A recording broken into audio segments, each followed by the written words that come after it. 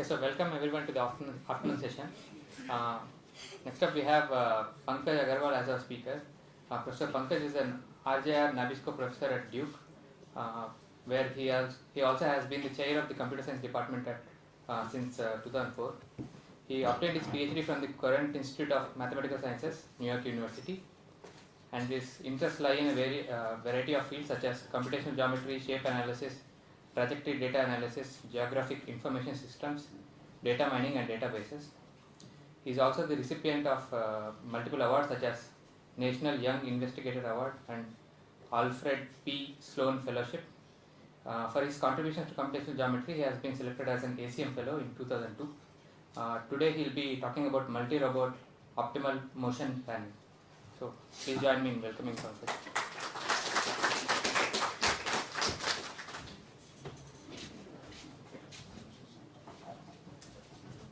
Well, okay. So it's nice to be back here. Last time I was in IISc was, I think, 14 years ago, around the same time, 2010. So I also want to thank local organizers and reaching out to me to the idea of organizing this workshop, and also Walmart for their support, without which we couldn't have done this. So I don't know if anyone from Walmart is here, but thank you for your generosity. So my talk builds on what Danny talked about, and in some sense my talk is a small slice of Danny's talk, what he called for the end computational geometry approaches. As Danny said in his talk, robotics is everywhere, it's growing, and there are a lot of applications. There's huge amount of literature. There's 40 years of ICRA, and they talked about the accomplishments. But it's a field where the theory and practice, there's a wide gap. And I'm coming from the theory perspective, what can we say? Try to understand there. Although I'm giving this talk, but it's a work in collaboration with many people. There are some senior researchers, 2 of them are here, and you heard from one of them, you'll hear from the other tomorrow. And then also Nikha Sharif, who gave me this bug or introduced me to motion planning. And there are also many PhD students. They did all the work, I have to say. And I have to tell you a story. When I joined NYU, I don't know how long ago it was, 1986. Nikha suggested that he was still, actually the person who had hired me in NYU was Jack Schwartz. And Mikha was there with the idea that I will work on robotic motion planning. And then that's what I started. I read Schwartz-Sharif papers. And then I started thinking about what to prove every simple observation. It just took huge amount of work. Then I got frustrated. I said I didn't want to do PhD in motion planning. But Danny survived, and he did. But so I really I'm impressed by these PhD students who did what I could not do doing it. So the beginning part I will go a little fast because Danny has already covered many of the concepts I have here, but I will go quickly over them just to set the stage. So just to reinforce Danny's point that industrial robotics, it's growing rapidly. And one picture I want to show you from for example, as an example, an Amazon warehouse. They are deploying more and more robots, and they often work in a team. And the robots that you see here, the squarish robots, they are the most relevant for what I'm going to talk about.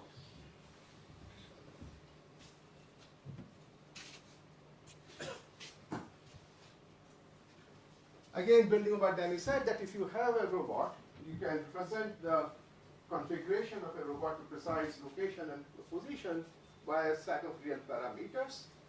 If you need G real parameters to represent the position of a robot, that's called the degree of freedom for that robot, and it's called a configuration of a set of real parameters.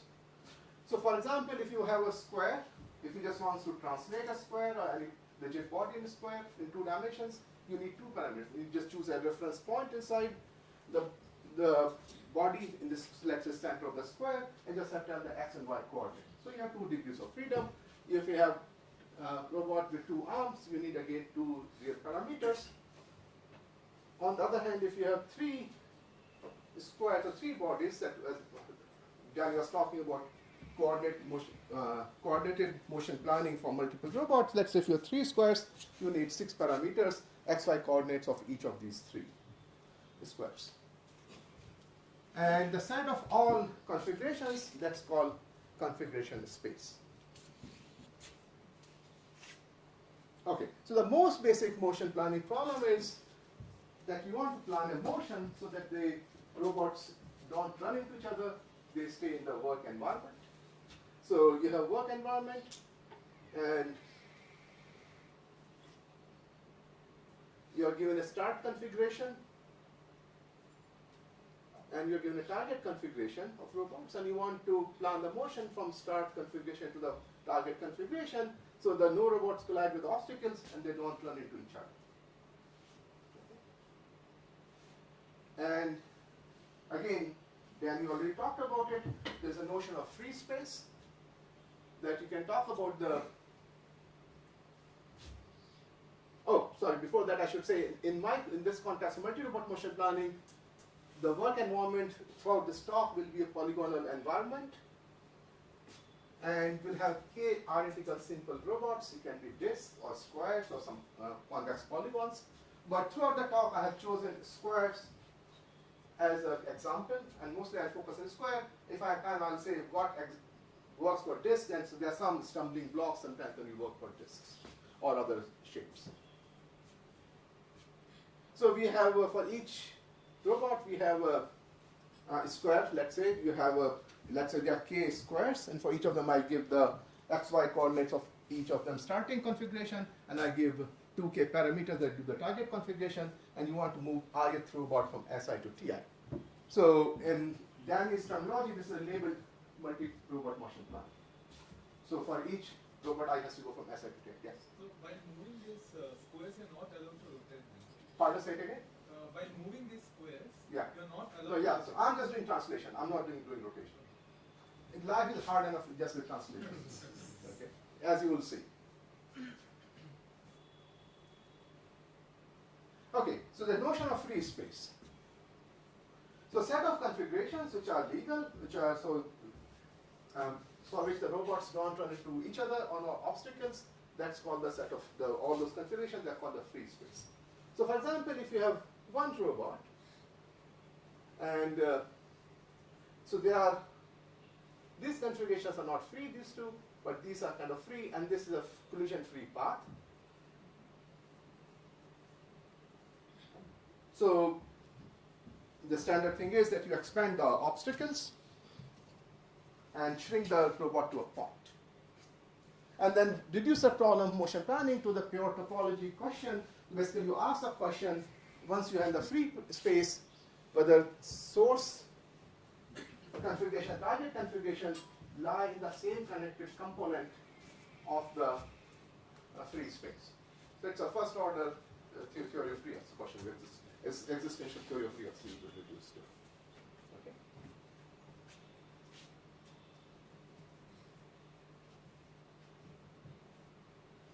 And as we talked about, again Danny talked about, is using but once you reduce to this topology question, using known techniques, Schwartz and Shereen had given doubly exponential algorithm, and then the Canny had given a singly exponential algorithm.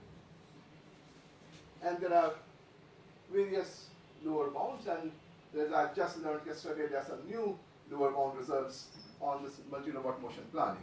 And I don't remember the result, I don't remember all the co-authors, so I don't want to give any acknowledge. Just want to mention there are some nice, very interesting, nice new results, lower bound results. Okay. In this talk, it's not enough just to the baseline problem. I also care about the quality of the motion. Okay. There are many measures of the quality. How do you define what's the quality of the motion? So, a few examples I will give. One is a min sum, the total work that robots perform is you take the, so that's a translation. I don't give the rotation because the problem is easier to define. With rotation, it becomes a little tricky to define. So you're translating the squares, compute the sum that the total path lengths, that's the cost, that's a min sum. But a more practical would be that you want to come up with a plan, motion plan. So what's the minimum? Assume that each robot can go with at most a unit speed. Then what is the time it takes for all robots to go to reach their target configurations? Because that becomes target configuration. That's a make span.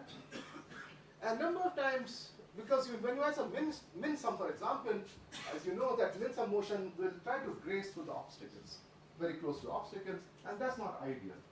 So you want to also include clearance, include criteria that you should not go too close to the obstacles, and then you can think about other criteria. In this talk, I will mostly talk about min sum and make span. Actually, mostly I'll talk about min sum, but I'll differentiate that there's a difference between make span and min sum, which we don't fully understand. Clearance you can't address by just enlarging the obstacles here and there. No, because it depends how you define. If you just care about the maximum clearance, minimize max, then it's fine. But number of times you want to average, because sometimes in a narrow corridor, you do want to have to go through, right? But so one of the things common method is you integrate the clearance over the path. So that takes to the left of the path and clearance to the path over. Okay.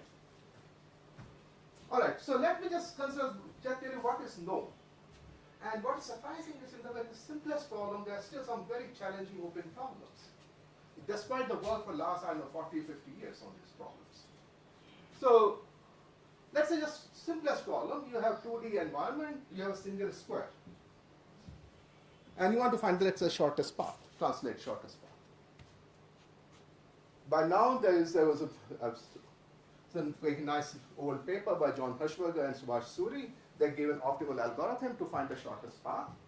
And then it not only computes the shortest path between 2 points, it computes the shortest path map, so that you can, if I fix a source point, any query point can tell me what is the shortest path distance in log n time. Okay, so that sort of part's all nice and solved. But if I ask the following question, I want to answer many queries, and I want to answer queries quickly. So I give you work environment and polygon with holes. I give you pre-process your polygon so that I can answer the shortest path distance, geodesic shortest distance in log n time. What's the size of the data structure? The best one is n to the power 9. Okay, fine, I cannot do exact. What about approximation? Approximation is also pretty dismal. What you do, you compute this Hirschberger-Suri, the shortest path map from each vertex. And then you can do it. There's no near linear size data structure that can compute the approximate shortest path query in log n time. Yes? Sorry, what's the approximation factor? 1 plus epsilon. So if you want just like a constant factor, can you do linear space? So constant factor you can do because you can do the planar spanner in this case, and planar spanner, and then you can use all this now recent technology on the planar for planar graphs. You can do that. But if you want to do 1 plus epsilon, I don't know anything. Because that machinery, spanner machinery, will not work for general. Okay, and the problem in 3D is, yeah. Are there any lower bounds on required space? No.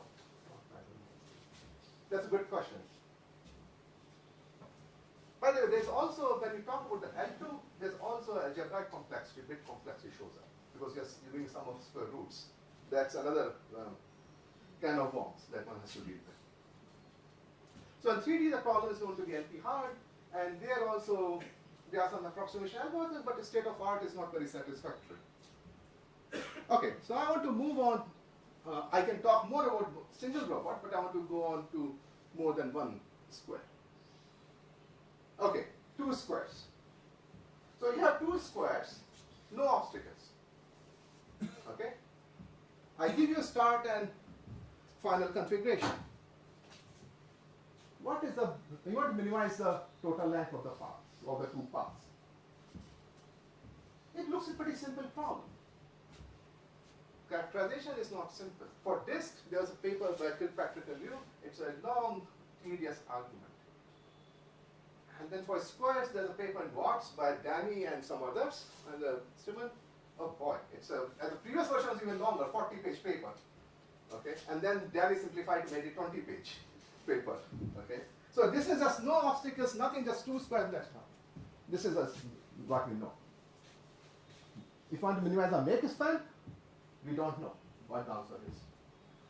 What the shortest path, what the optimal path plan will look like. No one knows.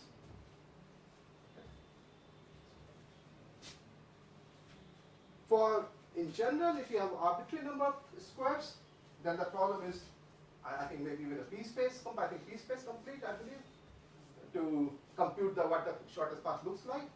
And there is order of one approximation by Demain, Eric Demain, and others. Okay. Now let's go to when you have some obstacles. All right. Let's now talk about two squares, two unit squares. Polynomial work environment. And let's say I want to minimize the make span. Then the problem is NP-hard even for two squares. Okay, for two squares, planning a path which will minimize the make span, that problem is NP-hard. And I believe if we did not do calculation, it's not only NP-hard, I believe it's also APX hard. You need to do some work calculations more carefully to show there's a gap. And we don't know any approximation number. I don't know constant factor, I don't know log factor for two square, minimize the make span. Okay, so that's a state of art for even for two squares, minimizing make span. Almost nothing is known.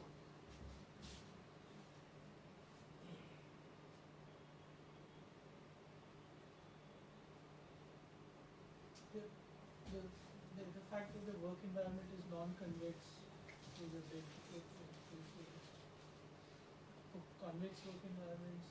So unless I know what I said, if I minimize make span, even if you don't have any work environment's entire plane, even then we don't know what the shortest path looks like. So it's like you just do it sequentially, like reduce it to the k equal to 1. But then, no, because you have to move, if you have a make span, you have to move simultaneously. You double it. No, so it will give approximation, sure, but optimal. Yeah, we can do two approximations. Yes. So, I was wondering, since you mentioned for getting the upper bound bias span, I was wondering that if there is a lower bound in spanner for polynomial domain, would it say anything about the space complexity? Yeah, that's a good question. I didn't think about it. So we have a lower bound of n log n for two factor. Yeah, and long I don't care. So, You're talking about polynomial. Is there anything polynomial you can do? so no, my question is that like can we rule out the possibility that linear is not possible? Sure. I'm asking you, is there polynomial time solution? Okay, what's going on?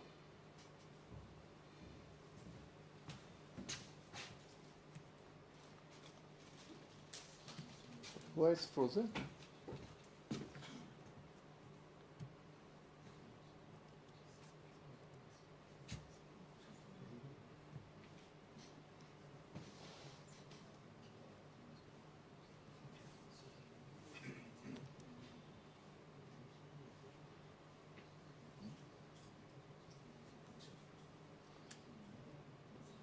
Okay.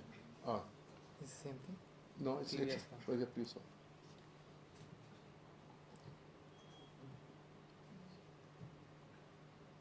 For some reason it's not. Okay. Let me download this then. Pardon? Let me download this. Oh, see, it's not down. So, It's already down there.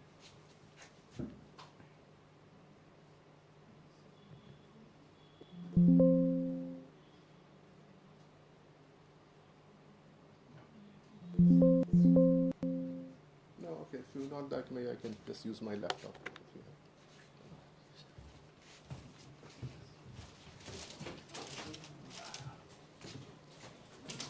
Paired file. asking to share something. Close this one.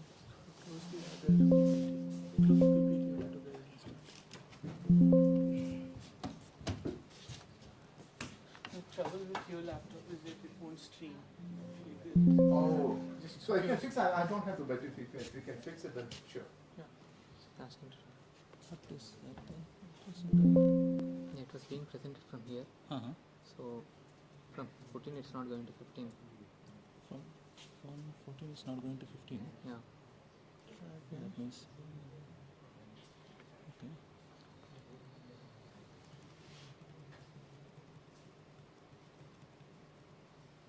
Here it's not going. So it's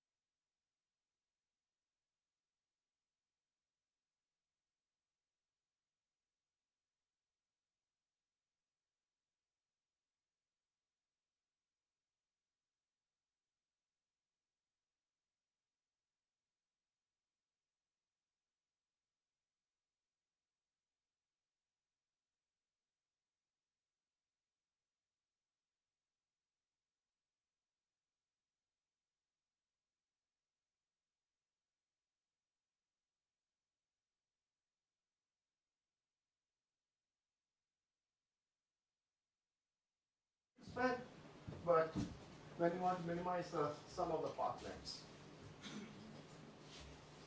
So since we have two squares and you just want to minimize the sum of the path length, configuration space is 4-dimensional because you need 4 parameters.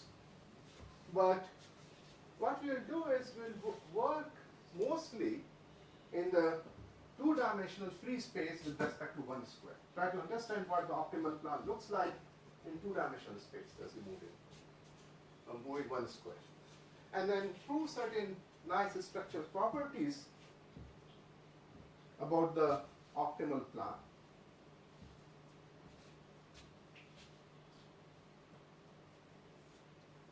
Now, there is we don't know, understand that the min sum plan is also NP hard.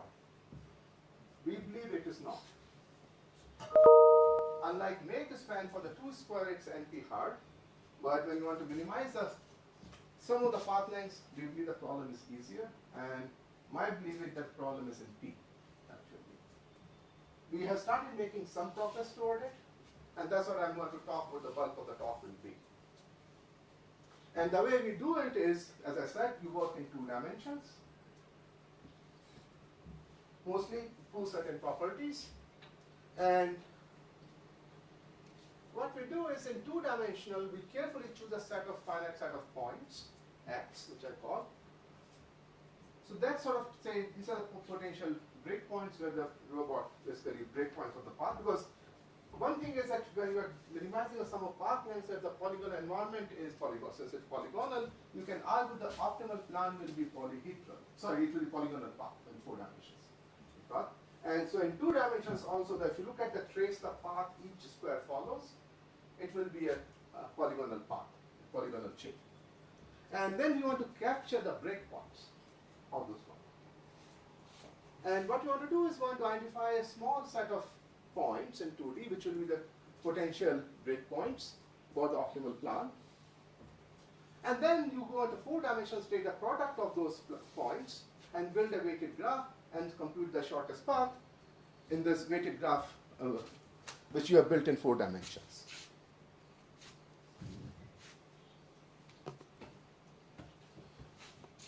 Yeah. No, this is what I wanted to do. So one crucial property which makes a big difference between wake span and win sum is, since when wake span you want to minimize the time, you want to move the both robots at the same time. But if you want to minimize the total work, it's not necessary. There's no penalty for keeping a one robot path.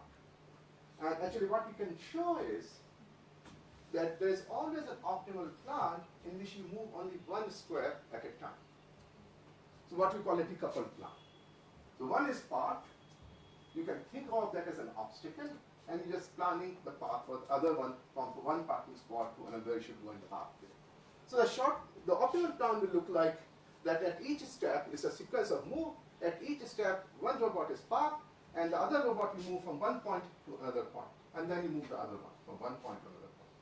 So for example, in this example, let's say you want to, this is SA, SB are the starting points, and T and TB are the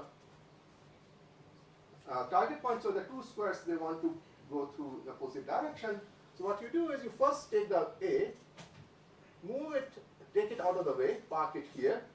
Then you move red square from here to the target position, and then you move the square to its target configuration.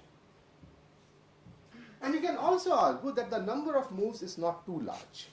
It's at most linear in the number of complexity of the environment, but if the path is short, then the number of moves will also be few. Pankaj? So if you wanted to do make span, then it would be like Indian drivers heading toward each other at top speed, and then at the last minute. Yes, precisely. Yes, and that's what all the algorithms do. So you are ahead of me, John. So the most of the algorithms that are trying to minimize the make span, what they do is they plan the path for each robot, ignoring the other ones, the way Indian drivers do. I'm the only driver on the road. I don't care who else is there. If you run into someone, then you just, as you said, you do that. As Danny said, it's not complete, but more works with high quality. And so I will tell you the story. So this I will tell the story. So 9 years ago, I had organized a workshop. Then I had Mikha, Shariz, in Delhi. In Delhi, in Kent Clarkson. And you posed that problem to Darya, take him to Daryaganj. Okay, yeah. So what happened? So Ken was sitting in front row first, in the front seat, and he was really scared to see this happening. And every time this would happen, he would just slide under the seat. And then he started getting confident it worked. But then he saw some car overturned. And then he panicked again. Anyway, so, okay.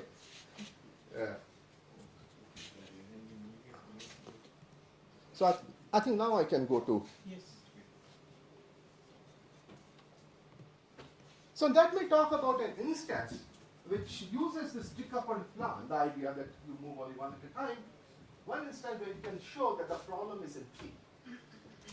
So this is also the very first paper, if you look at, well, not the very first paper, but the early papers when talked about n log an algorithm for one square. There was a paper in First Sausage that you have a rectilinear environment, you have rectilinear polygon with holes, and you want to move a rectangle from this one place to another place, and that paper gave the n-log n algorithm. So it's a generalization of that. So you have a rectilinear environment, rectilinear polygon with some rectilinear holes, and you have two squares, unity squares, and you want to plan the path, minimize the total path.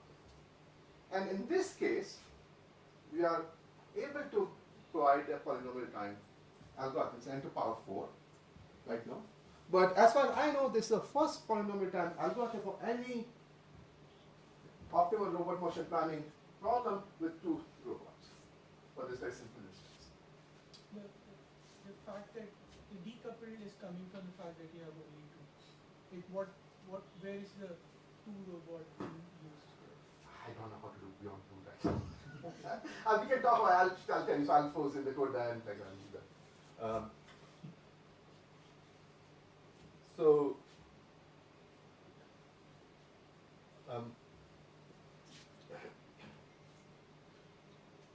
so what sort of helped is that in this case, yes, Sorry, so this is L1? yes, Rectilinear. yes. So also I'm not measuring the path length as Euclidean distance, but I'm measuring the L1 distance or path length. That's a big deal because L2 being algebraic complexity makes it very hard, much more difficult, challenging in doing it.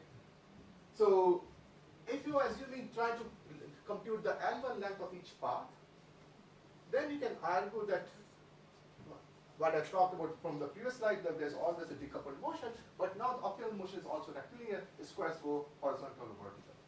So how important is it to have squares instead of squares? If I say triangles, will it work? Oh, for this anti-power 4 now then? The robot's shape instead of squares. Something. No, so okay, so let me just say the following. Oh, so decoupled works for anything, is for disk or the non-curved work. Here, if I allow triangle, then vertical, I strongly use, as you see in a minute, that horizontal, the optimal path will not be rectilinear then, and not rectilinear triangle, because things will start becoming messy. Okay, so you'll see in that slide that so this result holds only for squares, this polynomial time algorithm.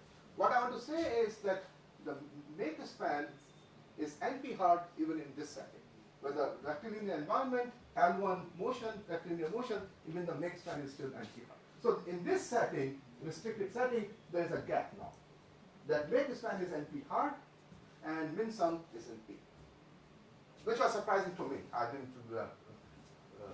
I didn't expect that to be the case. That it will be different. Okay.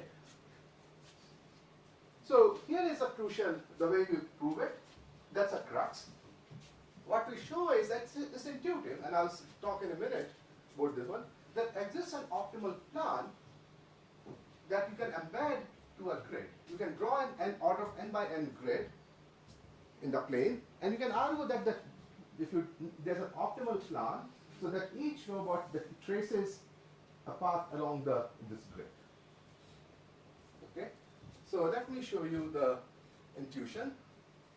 So suppose, let's say here is a toy example. You have rectilinear environment, you have just one square per minute, and you want to go for one square from, let's say this is source and this is target, and you want to go optimally.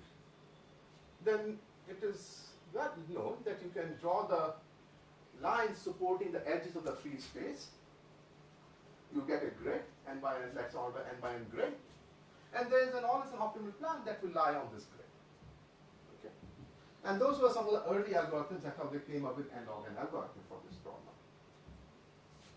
So now if you have two squares, intuition would be that, okay, so for each edge, I just don't draw the line supporting the edges, but you have put the square, because the other square has to align kiss it, so you put in 4 extra lines, so at distance 1. So you put let's say for this line, you put another line at the horizontal line at the distance 1 here, at distance 1 here, and similarly for this vertical edge, you put these 2 lines. So you get another grid, you double the number of lines, and you grid, and intuition is, you can show that the optimal plan should have that the trace of each path lies on this grid. That we don't know how to prove. We believe that's the case, but we don't know how to prove. but we can prove something somewhat weaker, that we add another set of lines. So not only we draw the lines at the distance 1, but we also draw the lines at the distance 2.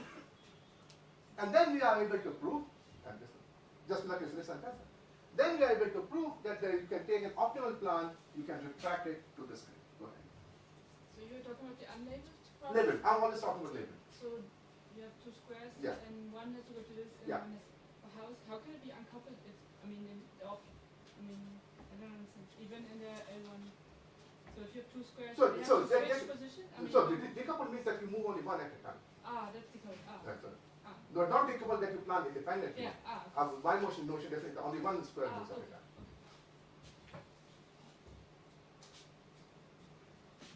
Okay, now this sounds very intuitive. By the way, throughout this talk, I'm not going to refer to which paper I'm talking about because I've mishmashed everything. Now, this looks pretty intuitive and this should be simple. It took us more than a year and then more than 30 pages to prove this claim. This one. And I hope it is correct. So here is the idea. To explain to you why this is so hard, like this sort of, just leave your case. I will not go through the whole case analysis, what's the sort of thought. So suppose it's not the case. So then what happens, suppose there's a bad horizontal segment. We know that the optimal plan is rectilinear. Suppose there is a segment of the optimal plan that's not aligned with the grid. So it lies between two consecutive horizontal grids. So what you should do is basically you should snap it intuitively to a horizontal grid line without increasing its length. But then the problem is the other robot may pass through in the neighborhood.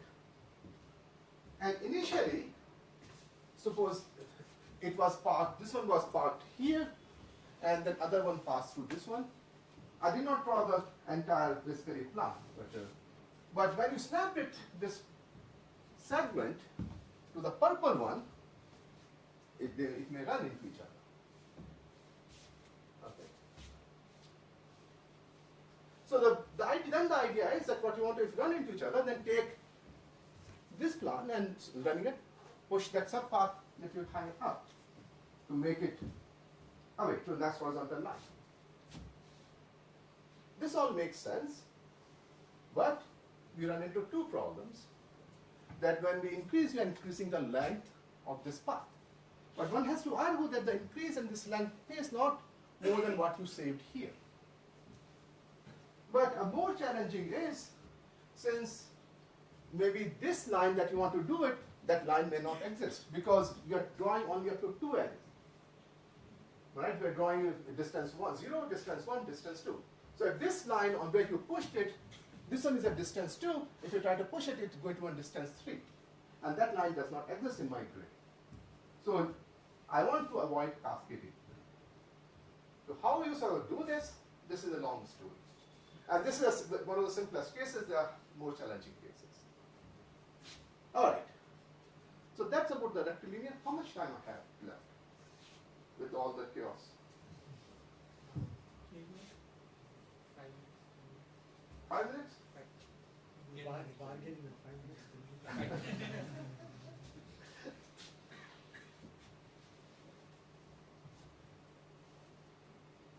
Okay, so let me then skip this one. So now, if you have replaced L1 with L2, so the question is how much you can push this approach. If you keep it L1 and if you allow non-rectilinear environment, the path will of course not be horizontal vertical. Then one has to define the grid carefully. But then more generally, suppose you have polygonal environment. Now if I care about the Euclidean length, so is this in P? I don't know. We don't know right now whether this was P. I do believe my sort of after this result, rectilinear, I believe it is in P, but it will require few new ideas to prove. What we are able to prove, that you can prove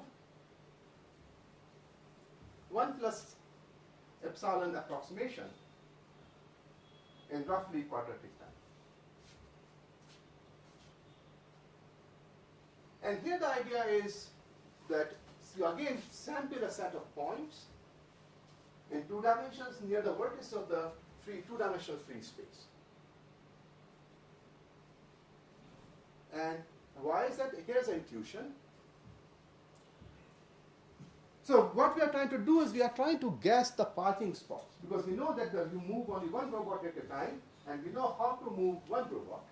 That we know how to do it. So we need to figure out, we need to guess the parking, where the robots have to park to avoid let the other robot go through, square to go through. Suppose if it parks far away from vertices, there are 2 possibilities.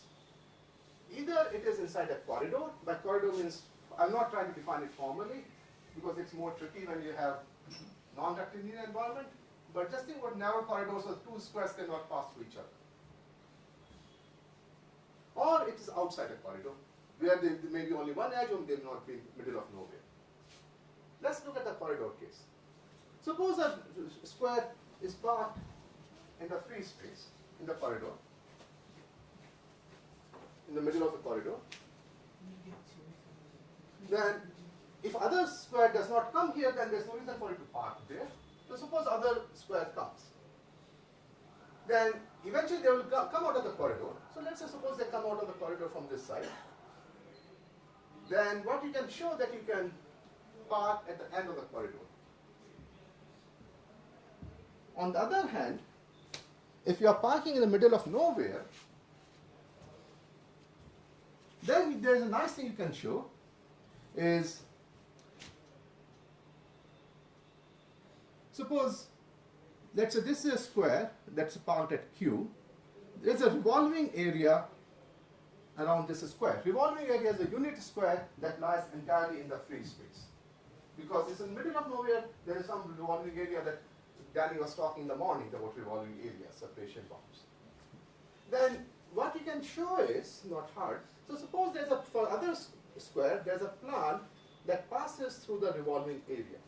So it's not feasible because it may run into conflicts with the other square. But then you can maneuver the paths a little bit with some constant amount of overhead, so you can make it a feasible plan. So that's a role of revolving area, that you can pay additional constant amount of additional cost and convert the plan into a feasible plan. There are some conditions. I will not talk about those conditions, but that's the intuition. With that, here is the main observation. I'll call the plan a delta tame if every parking spot is within distance delta from the free two-dimensional free, or the vertex of the free space, of the two-dimensional free space.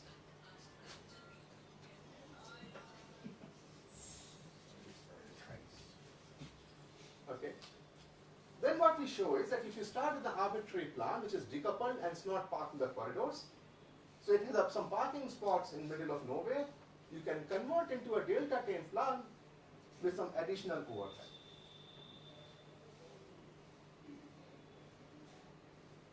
And here is a toy example. So suppose you're parked somewhere far away from the vertices. Then look at you trace the path backward and see what is the kind of last vertex. So look at this, the first time in this path, where is SA, that it parked in middle of nowhere. So you trace path back, eventually you reach a vertex so that this path is close to this delta neighborhood of this vertex. And you choose a delta neighborhood sufficiently large, so there's a revolving area there. Similarly, you can look at the last parking spot and you can find the where you leave the delta neighborhood of the vertex. And then you can argue that the other square has to pass through nearby, through these points. And since I'm running out of time, let me just say quickly. Then you are eventually path. You have two configurations here and the configurations here. All of them have revolving area. So you can make the plan feasible so that with some additional overhead. And once you prove that, Then what you can do is you can sample in the grid near the vertices of the free space. And then it's not trivial, but you can show that you can retract an arbitrary plan so it passes through the grid. All the vertices lie on the grid vertex. Actually, not grid vertices, you have to do something more, but that's the idea. And then you argue that the whole thing has 1 plus epsilon cost. But it's a long story again to do this. And then again you do that, you build a graph in 4 dimensions, and you do that. Okay, since I'm out of time, so I will not talk about the more than 2 robots. And let me just skip all this. Oops. Ah. What happened? Okay, so let's go to previous slide. I want to go to one.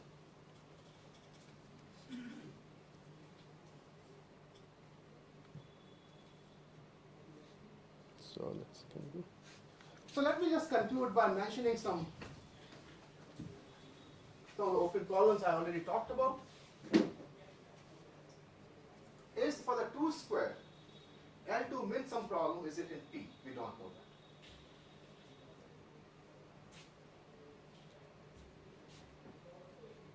We also don't have any approximation algorithms for minimizing a weak span.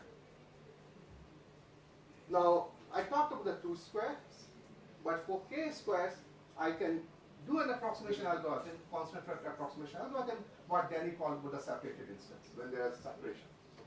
Then you can get constant factor approximation, and 1 plus approximation is NP hard in that situation. So in general, if you have k squares, is there an algorithm, approximation algorithm, whose running time is linear in n and exponential in k? Is there such a thing possible? Then one can also talk about multi-robot motion planning in a discrete environment that Danny talked about the warehouses. And there also almost nothing is known. So let me stop here.